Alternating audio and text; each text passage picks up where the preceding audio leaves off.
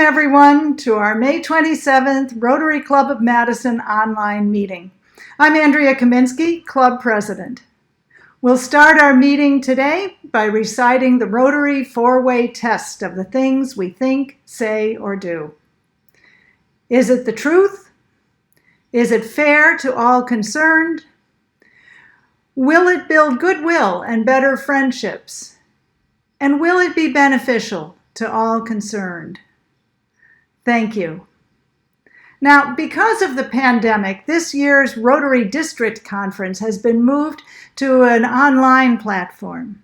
And District Governor Edwin Boss invites all of us to attend the first ever District 6250 Virtual Rotary Fest, which is set for Saturday, June 20th from 7 a.m. till noon. If you log in, you'll enjoy humor and wisdom from our MC, Winston Churchill, and a surprise big-name speaker, as if Winston Churchill isn't big enough, at the Virtual Rotary International Convention. A video speed trip around Wisconsin and the world that'll feature our district clubs and their projects. Virtual small group breakout sessions with participants from near and far. 4 young women from different parts of the world who will discuss their experiences with the Rotary Youth Exchange. A visit with Rotary in the Philippines. And finally, a story about what's next for the girl from Nepal whom Edwin Boss has told us about. This will all be from the comfort of your own home as you participate virtually. And here's a quick video clip with information on how to register.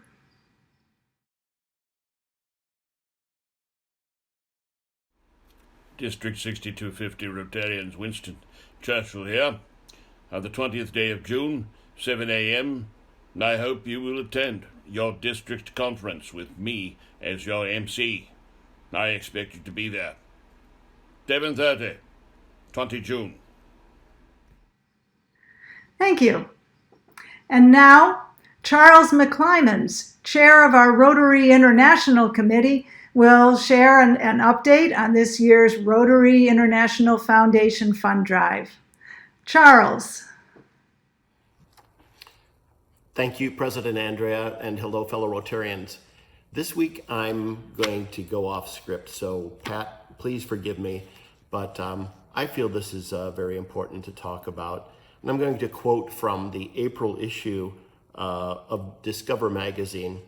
The fear and uncertainty surrounding the coronavirus pandemic may feel new to many of us, but it is strangely familiar to those who lived through the polio epidemic of the last century. Like a horror movie, throughout the first half of the 20th century, the polio virus arrived each summer, striking without warning. No one knew how polio was transmitted or what caused it. There were wild theories that the virus spread from imported bananas or stray cats. There was no known cure or vaccine. Does that sound familiar? It certainly does to me and to many of our fellow Rotarians who lived through this. And so I thought I would take this time just to illustrate how Rotary International has been involved in eradicating polio globally. So it wasn't until 1955 that Jonas Salk discovered the polio vaccine. In 1979, Rotary began its global fight to immunize 6 million children in the Philippines.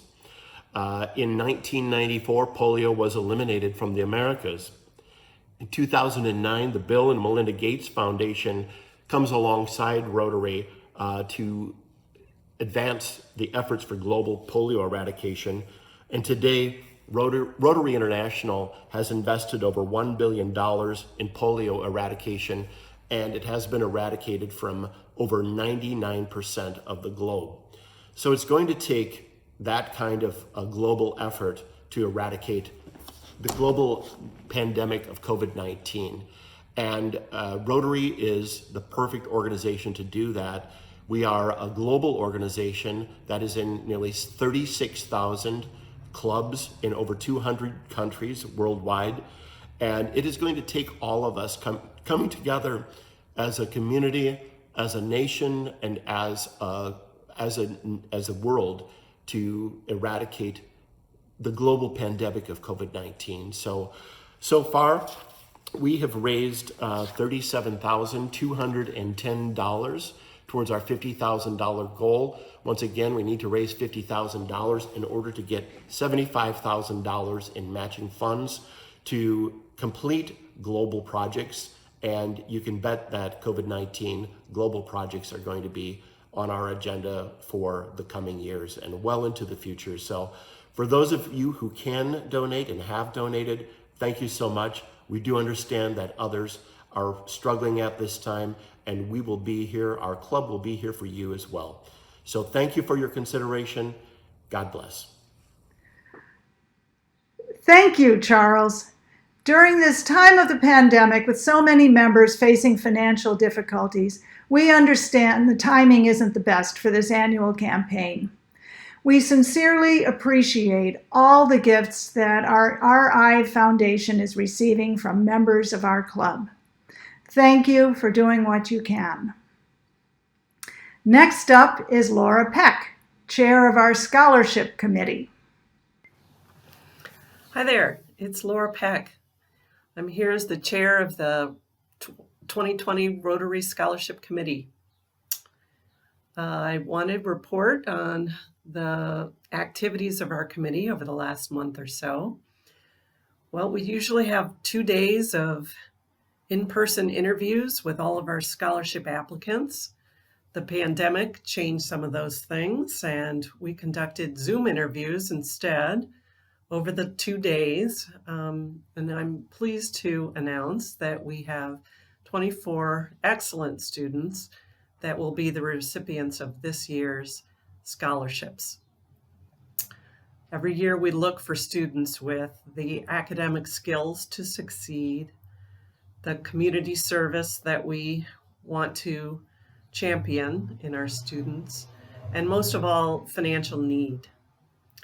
We're able to give $320,000 annually through the generosity of 15 named scholarship endowment funds within our club's Rotary Foundation. We thank them again for their generosity that make these scholarships possible. Right now, we have 100 Madison Rotary Foundation scholars in college that are benefiting from these scholarships. And believe me when I tell you that every day we're making a difference in these students' lives. The scholarship program is funded primarily by these donors who have created these named scholarship funds within the foundation.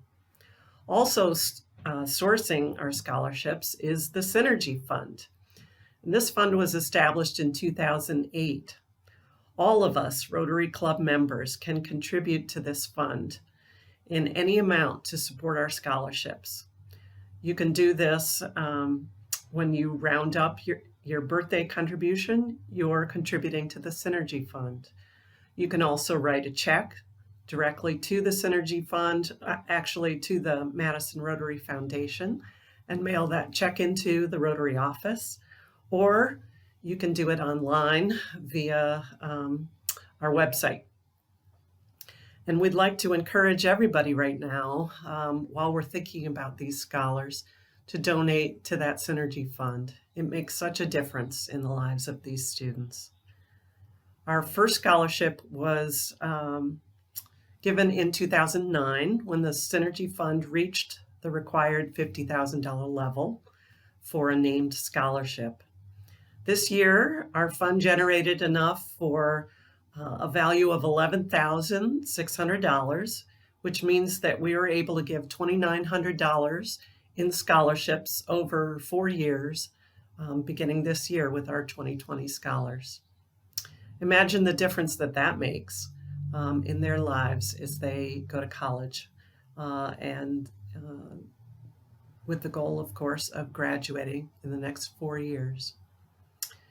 I hope that you'll tune in next week when we can introduce you to our 2020 scholars. I'll be presenting some of these awards along with other members of our scholarship committee, and we're really looking forward to introducing them to you. Thanks, and I hope I see you next week. I want to remind you that area Rotary clubs are joining together to place an order for cotton face masks. The mask you see on the screen is available at a cost of $7, including shipping directly to you. Now, these are not medical grade masks. They're machine washable, double-sided, tightly woven cotton, and they meet the CDC recommendations for cloth face masks. There'll be a link in this week's Rotary News on Friday to an online order form, or you can call the Rotary office or email the Rotary office and place an order for masks if you're interested. I'm delighted to tell you that Sarah Best was married on May 16th to Dan Bier in a virtual wedding ceremony. Our sincere congratulations to them on their marriage and best wishes. And now we have birthdays to celebrate. This week's birthday members are Amber France, Craig Bartlett, Nancy Young, Marv Levy, Ellie Schatz, Julie Swenson, Mark Loffman, Saul Blumenfeld, Mike Carlson, Rob Ringeisen, Johanna Alex, and Heidi Frankson, and our executive director and club secretary, Pat Jenkins, and past president, Tom Popp. We wish all of these members a happy birthday and thank those who made a contribution to our Madison Rotary Foundation. Let's sing Happy Birthday. Happy birthday to you. Happy birthday to you. Happy birthday, dear Rotarian. Happy birthday to you. Thanks to Jeff and Angela Bartell for singing for us today while reminding us of the importance of continuing to wash our hands. Now, we held our monthly board meeting earlier this month via Zoom, and I encourage members to review the board minutes, which are posted on the members login tab of our club's website. And we want members to see who our current board members are. So one of our board members introduces a speaker to us each month. This month, board member Mike Engelberger will introduce the speaker. Mike is owner of MRE Photography, and he'll be ending his 2-year term on our board at the end of June. I'll turn it over to Mike to introduce today's speaker.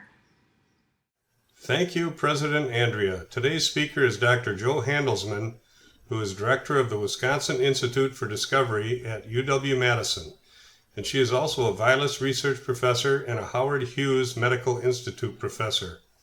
She earned her PhD degree at the UW-Madison in molecular biology and has served on the faculties of UW-Madison and Yale University. Dr. Handelsman previously spoke to our club in February of 2018 about her experiences during her 3 years at the White House Office of Science and Technology Policy. Today she returns to our podium to tell us about COVID-19 and addresses the question on whether the next threat might be human resistance to antibiotics. Please join me in welcoming Dr. Jo Handelsman to our virtual podium. Hi everyone, and thanks for having me with you today. I'm here to talk about Tiny Earth, which is a project at the University of Wisconsin-Madison that involves crowdsourcing antibiotic discovery. And I'm excited to share it with you today because I find it one of the most exciting projects I've been involved with, and I hope you find it interesting as well. This project started about 8 years ago when I was a professor at Yale University, and it was motivated by the need for more STEM graduates. We have a dearth of college-educated STEM workers in the United States and around the world. We also need a more STEM literate citizenry because the world is getting more technologically complicated and challenging every day, and we all have to make decisions based on science and technology. Obviously, the COVID-19 epidemic has been a great example of that, where many of us have struggled to sort through scientific information to make decisions about our lives and our families' lives and how to deal with this crisis. The second motivation, besides education, was the antibiotic crisis. So this comes from a very complex set of events that I'd like to tell you about because I think it's really important for everyone to understand the precarious position that we're in terms of our health. So the antibiotic resistance crisis has started because pathogens, bacterial pathogens, are becoming increasingly resistant to antibiotics that we've been using for many decades. Antibiotics are the drugs that are used for bacterial infections. They are not active against viral infections. Bacterial infections include many such as pneumonia, ear infections. Many of us have had infected cuts, staph, skin infections, strep throat. Those are all bacterial infections that will respond to antibiotics, whereas viral infections like COVID-19 will not. At the same time that we've been seeing this increase in resistance to the antibiotics among our pathogens, we've been seeing very few new antibiotics coming through the big pharmaceutical pipelines. And this is because in the 1980s, the large pharmaceutical companies abandoned antibiotic discovery in favor of more lucrative drugs. So drugs that control cholesterol, treat asthma, diabetes, any of the drugs that are taken for chronic disease are far more lucrative because people take them for the rest of their lives than antibiotics, which people usually stay on for 5 to 10 days. And so in the 1980s, claiming that the antibiotic industry wasn't really needed anymore because we had solved the antibiotic problem, which was patently untrue, the antibiotic industry pulled out, leaving today only 3 major pharmaceutical companies, Merck, Roche, and GlaxoSmithKline, as the only ones that are continuing the discovery process of finding new antibiotics. There are many other companies involved in marketing antibiotics. In fact, it's a $45 billion a year industry, so it is a very large and robust source of income for the pharmaceutical industry. But those are just tweaking old drugs, reformulating drugs, and then selling them as something new. That's not discovery. And so there were several myths that were promulgated during the 1980s and beyond when many of the pharmaceutical companies pulled out. They all claimed that discovery of antibiotics was too hard. The soil, which was the source of most of our antibiotics that we use today, soil bacteria, they claimed was tapped out, and that the bacteria in soil had all been exhausted and there were no new ones to discover. That turns out to be not quite true, but we'll get back to that in a minute. We also face the fact that even though there were several companies in this area selling antibiotics, most people miss the fact that discovery is really the biggest way to overcome resistance, because discovery of new antibiotics that are not resistant to the old mechanisms by which the old antibiotics work gives us an entirely new option, whereas just reformulating old drugs won't address the resistance problem. So this is the basis for the crisis that is developed. In this slide, you see the blue bars show the decline in new antibiotics. In 1985 to 1988, we saw well over 30 antibiotics released and registered on the market. And in the same period of time, 2009 to 2012, we were down around 5 or 6 drugs, and that has continued to decline. So that meant that there were very few new drugs coming along. The other problem is that doctors are usually discouraged from prescribing the new drugs because they're more expensive, and so they save them to be the sort of last line of defense, and that makes them even less lucrative to the antibiotic industry. At the same time that this decline was occurring, you can see in the red line here, resistant bacteria were on the rise in hospital infections, in community-acquired infections, all kinds of bacterial infections, and we're seeing increasing death tolls from bacterial infections across the world. In fact, the WHO predicts that by 2050, bacterial infections will be the leading cause of death, and they will be largely resistant to the antibiotics that we have in hand, unless we dramatically change our discovery process for new antibiotics. Last year, 36,000 people just in the United States died from antibiotic-resistant bacteria, and that number has been climbing for several years, according to the CDC. So today, we're seeing a vast increase in the antibiotic-resistant infections in hospitals. These can add $55,000 to the average hospital stay because it lengthens the stay, it increases the drugs that are needed, and often it will take people's lives. Before the 1940s, when that was when antibiotics were first commercialized during World War II, bacterial infections caused a third of the deaths in the United States, and we're under threat of going back to that condition in the next decades because of the resistance problem. It's worth noting, and this is particularly relevant with COVID-19, that during the 1918 flu epidemic, most people who died actually died of bacterial infections that followed the flu. So if they just got the flu, most people would recover. But if they acquired a bacterial infection because they were weakened by the flu, there was no way to treat them, and the flu epidemic took many lives, as you know.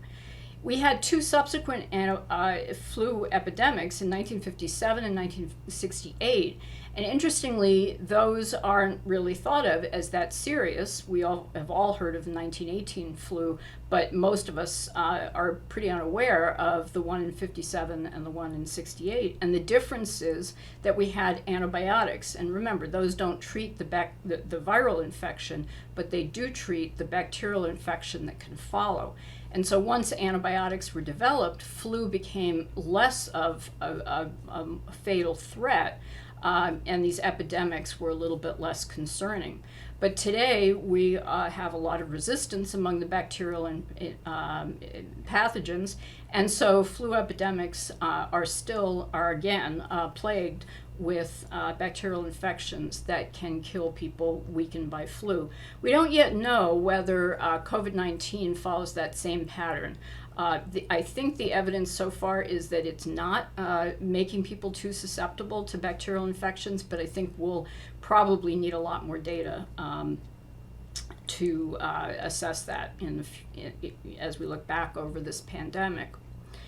So Tiny Earth was my effort because I have an interest both in STEM education as well as in antibiotic discovery, to use undergraduate students across the world to discover antibiotic-producing bacteria from soil. And we started very small. We started with 6 students. In fact, I didn't think it was going to be a very popular course because only 6 students showed up. But now I guess it is pretty popular because we see about 10,000 or more students per year taking the course across the world at many institutions who teach the course. So the students dig up soil samples and they isolate bacteria, they screen them for the ability to inhibit pathogens, And then they characterize the bacteria that are producing the antibiotics and determine their spectrum of action. And at the end of the course, if they want to, they and their instructors can send their bacteria, the bacteria that are producing antibiotics, to the chemistry hub, which is located in my building, which is the Wisconsin Institute for Discovery here at the University of Wisconsin-Madison.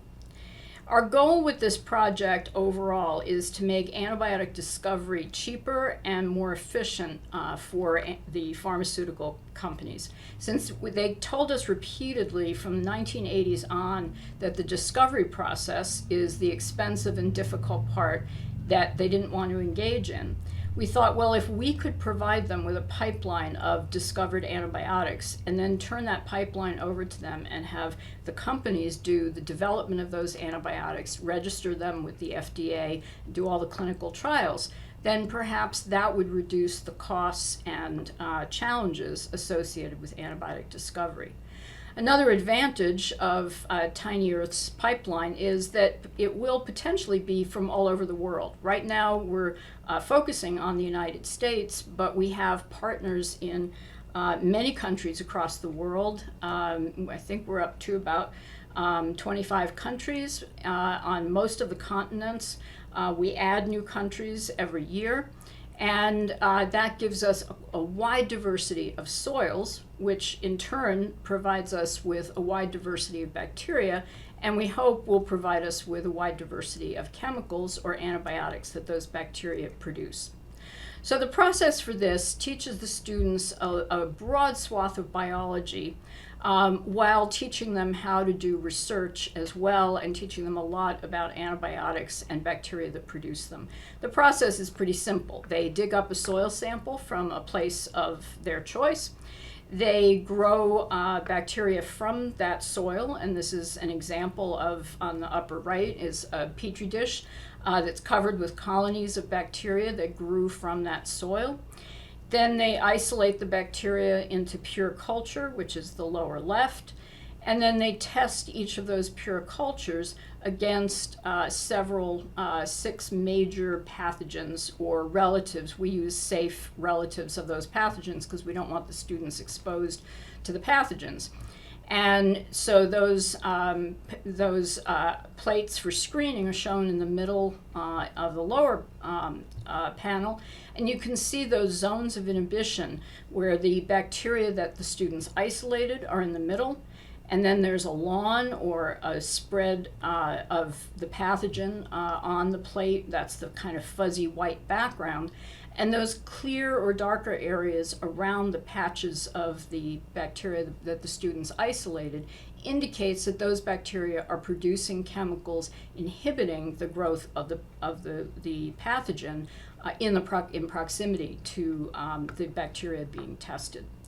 Then once they've isolated and characterized these organisms, then if they want to, they can send the isolates to the chemistry hub at the University of Wisconsin. So why do we have the arrogance to think that we can discover antibiotics that the big pharmaceutical companies missed up until the 1980s? Remember, they told us that 99% of the bacteria that we would dig up would produce known antibiotics, and it would be a very tiny percentage that would be new. Well, we think there's several reasons why we can do better. And a lot of that is research and opportunities that have emerged in the last 20 years. The first is we use new screening methods. And one of the screening methods we use actually came from a student who developed a new method that has since been used by Tiny Earth students all across the world, and it really does seem to lead to a higher frequency of antibiotic-producing bacteria. We also use conditions under which bacteria are more likely to express antibiotics. So a lot of bacteria carry antibiotic, the ability to produce antibiotics, but those genes for antibiotic production are silent. And so those bacteria can actually be coaxed to express their antibiotics by very new methods that some have been developed in my lab and some from work around the world. We can use all those methods and thereby discover antibiotics that were not discovered by the pharmaceutical industry. We also have new targets. So Acinetobacter is an example. Its nickname is Iraqibacter because it was discovered during the Iraq War in the deserts. It was then a serious pathogen mainly for soldiers with wounds, but it has since become a very serious, widespread infective agent across the world and including the United States.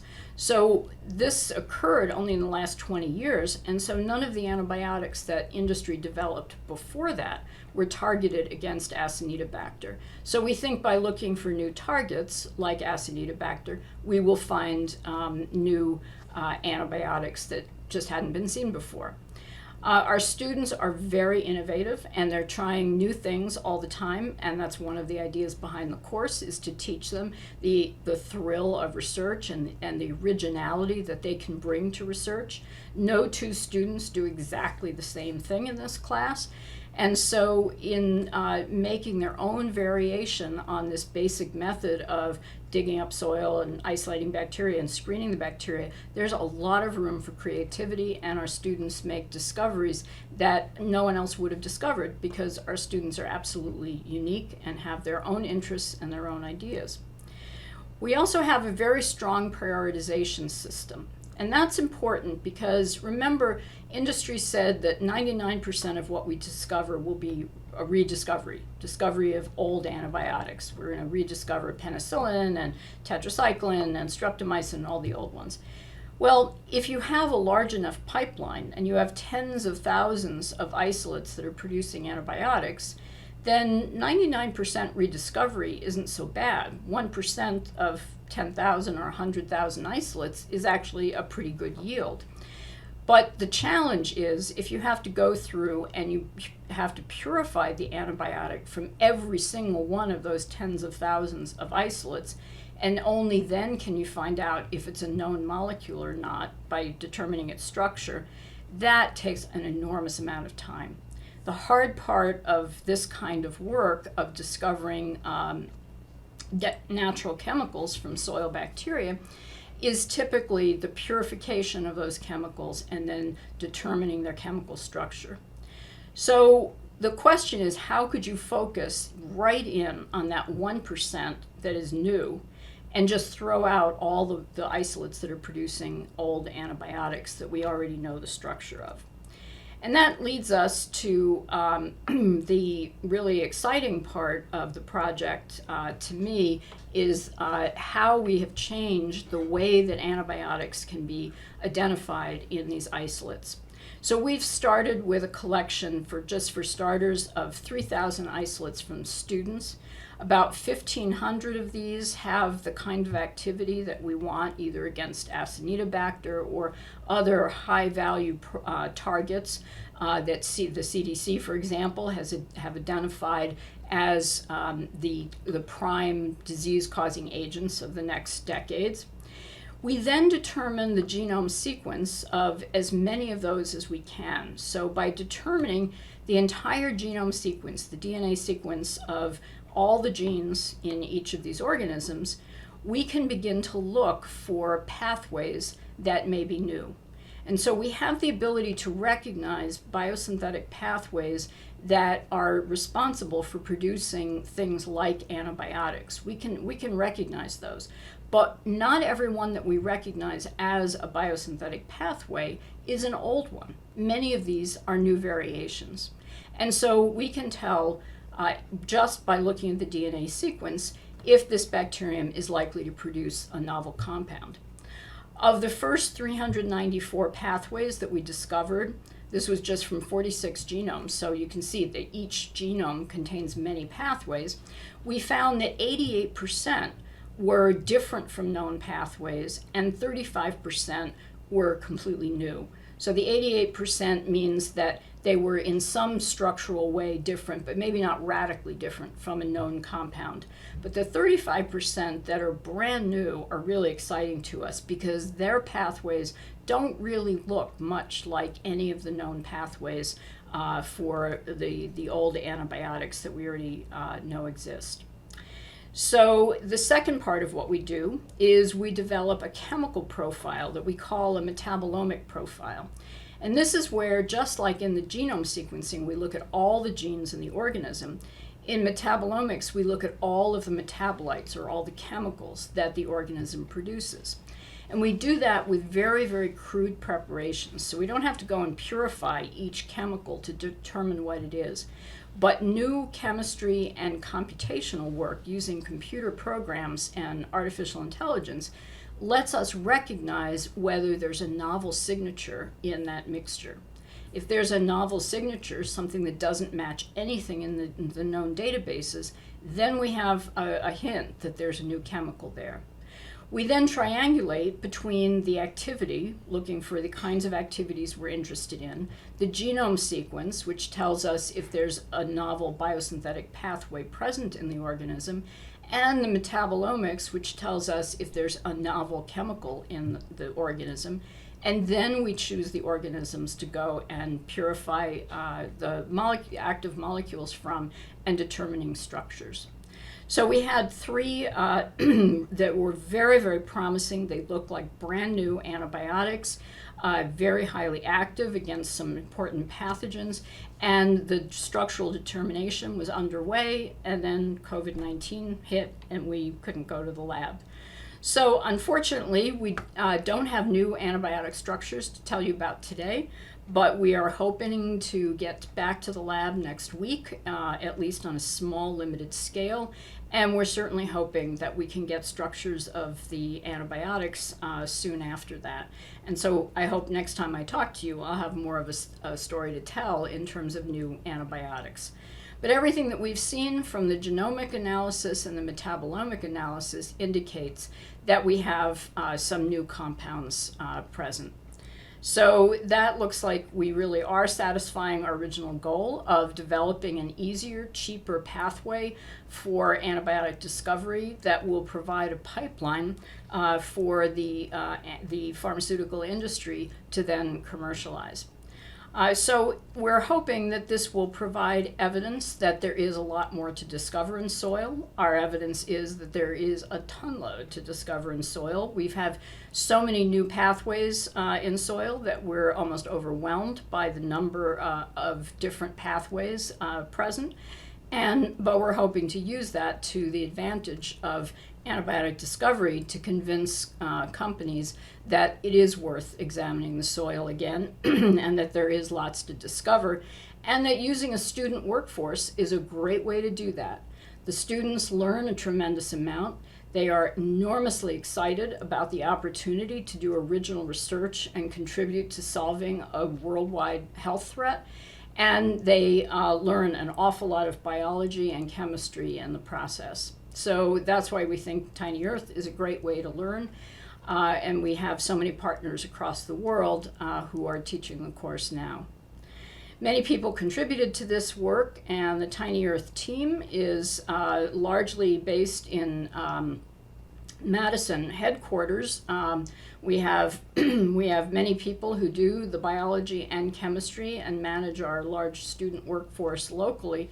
But then, as you can see from this picture, we have many, many partners from around the world. This was at last year's symposium where we had about 150 people from around the world who came, students and their instructors. And it's a very exciting group to be part of because the discovery process excites them all about what they're doing, and they all feel like they're contributing to a common goal. So with that, I thank you for your attention, and I'd be happy to answer your questions. Thanks to Dr. Handelsman for speaking to us today. A reminder to members that you can rewatch this video or view other past speakers on our club's YouTube channel. And you can find the link to the YouTube channel on the homepage of our Rotary Club of Madison website. For those interested, we'll now have a 15-minute Q&A with our speaker, and I'll be asking questions that came in during her presentation today. And now, our meeting is adjourned. Stay well, wash your hands, and we'll see you next week online.